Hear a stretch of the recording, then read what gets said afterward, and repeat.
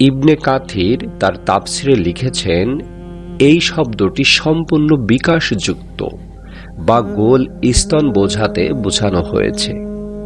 তাদের অর্থ এই ছিল যে এই মেয়েদের স্তন পুরোপুরি গোলাকার হবে এবং কুঁচকে থাকবে না, কারণ তারা হবে কুমারী।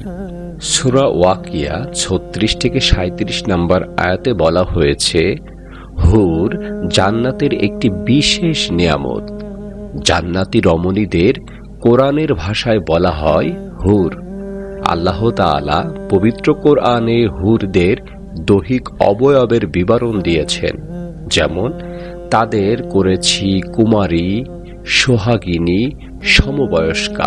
সূরা নাবা 31-33 নম্বর আয়াতে বলা হয়েছে, মুত্তাকিদের জন্য রয়েছে সাফল্য, উদ্যান এবং স্ফীত স্তন বিশিষ্ট সমবয়সী বালিকা, যারা আবরণে রক্ষিত মতির মতো।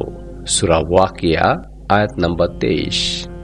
আরও ইরশাদ হয়েছে, সেখানে তাদের সোনায় কাফনে সজ্জিত করা হবে।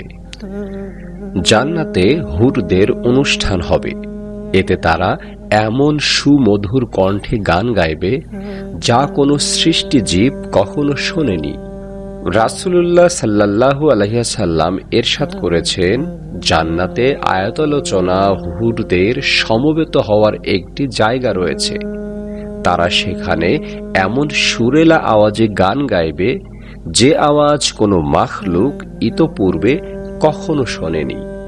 তারা এই বলে গান গাইবে, আমরা তো চিরসঙ্গিনী, আমাদের ধ্বংস নেই। আমরা তো আনন্দ উল্লাসের জন্যই, দুঃখ কষ্ট নেই আমাদের। আমরা চিরসন্তুষ্ট, আমরা কখনো অসন্তুষ্ট হব না। তারা কতই না সৌভাগ্যবান যাদের জন্য আমরা এবং আমাদের জন্য যারা। তিরমিজি হাদিস নাম্বার 2564।